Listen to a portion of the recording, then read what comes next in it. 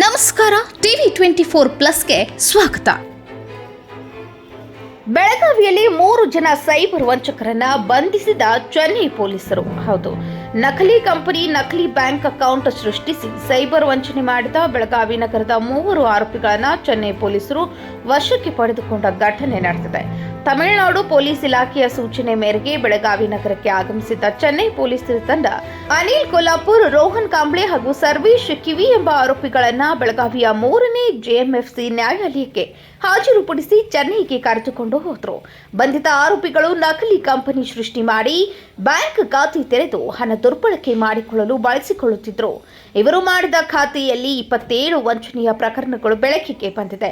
ಈ ಖಿಲಾಡಿಗಳು ಬೆಂಗಳೂರು ಹಾಗೂ ತುಮಕೂರಿನಲ್ಲಿ ವಂಚನೆ ಮಾಡಿ ಪೊಲೀಸ್ ಇಲಾಖೆಗೆ ಮೋಸ ಮಾಡಿದ್ದಾರೆ.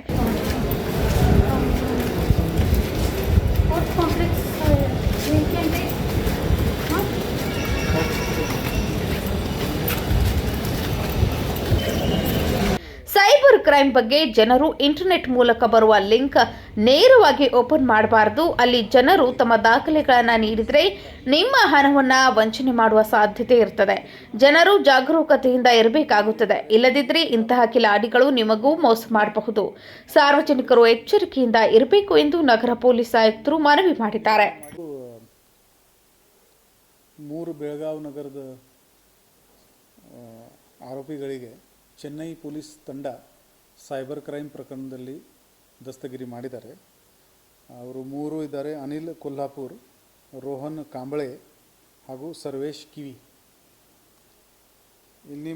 ಇಲ್ಲಿವರೆಗೆ ಮಾಡಿದ ತನಿಖೆ ತಮಿಳುನಾಡು ಪೊಲೀಸ್ ಏನು ತನಿಖೆ ಮಾಡಿದ್ದಾರೆ ಅದರ ಪ್ರಕಾರ ಇವರು ಬೋಗಸ್ ಕಂಪನಿ ಕ್ರಿಯೇಟ್ ಮಾಡಿಕೊಂಡು ಆ ಕಂಪನಿಯಲ್ಲಿ ಹೆಸರಲ್ಲಿ ಬೋಗಸ್ ಅಕೌಂಟ್ ಮಾಡಿದ್ದಾರೆ ಮತ್ತು ಆ ಅಕೌಂಟನ್ನು ಈ ಫ್ರಾಡ್ ಅಮೌಂಟ್ ರಿಸೀವ್ ಮಾಡೋಕ್ಕೆ ಬಳಸ್ಕೊಂಡಿದ್ದಾರೆ.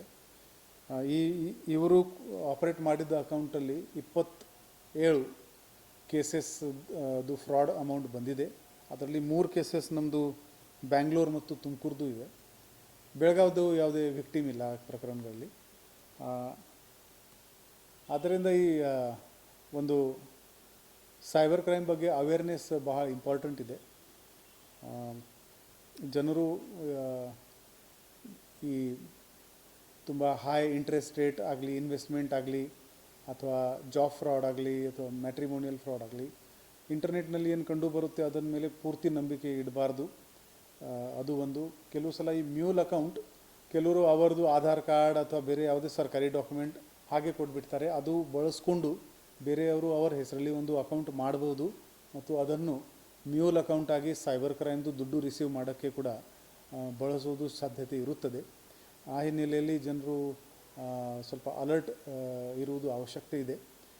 ಬರುವ ದಿನಗಳಲ್ಲಿ ಸೈಬರ್ ಕ್ರೈಮ್ ಇನ್ನೂ ಬೇರೆ ಬೇರೆ ಫಾರ್ಮ್ನಲ್ಲಿ ಬರ್ಬೋದು. ಅದು ಇವಾಲ್ವಿಂಗ್ ಕ್ರೈಮ್ ಇದೆ.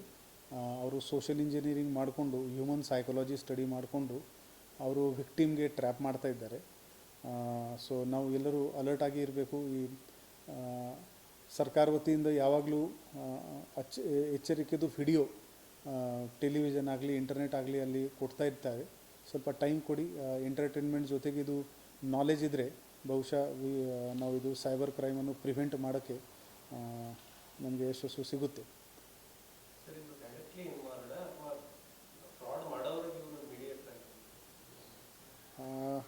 ನಮ್ಮದು ಏನು ಇದು ಡೀಟೇಲ್ ಆಗಿ ನಮ್ಮದು ಇಂಟ್ರಾಕ್ಷನ್ ಇಲ್ಲ. ಬಟ್ ಇವರು ಬೋಗಸ್ ಅಕೌಂಟ್ ಮಾಡಿದ್ದಾರೆ ಅಂದರೆ ಸ್ವಲ್ಪ ಮಾಲಫೈಡ್ ಇಂಟೆನ್ಷನ್ ಇವರ ಪಾರ್ಟ್ನಲ್ಲಿ ಕೂಡ ಇದೆ. ಆ ಕರೆಂಟ್ ಅಕೌಂಟ್ ಏನು ಮಾಡಿದ್ದಾರೆ, they have created bogus company. ಆ ಕಂಪನಿ ಎಕ್ಸಿಸ್ಟೆಂಟ್ ಇಲ್ಲ. ಆ ಬೋಗಸ್ ಸೀಲ್ ವಗೇರ ಮಾಡಿದ್ದಾರೆ ಅಂದರೆ ಇವರಿಗೆ ಅಟ್ಲೀಸ್ಟ್ ಇವರೇ ಸೈಬರ್ ಫ್ರಾಡ್ಸ್ಟರ್ ಇಲ್ಲ ಅಂದರೆ they have some knowledge of the offence ಅಂತ ಮೇಲ್ನೋಟಕ್ಕೆ ಕಂಡು ಬರ್ತಾ ಇದೆ.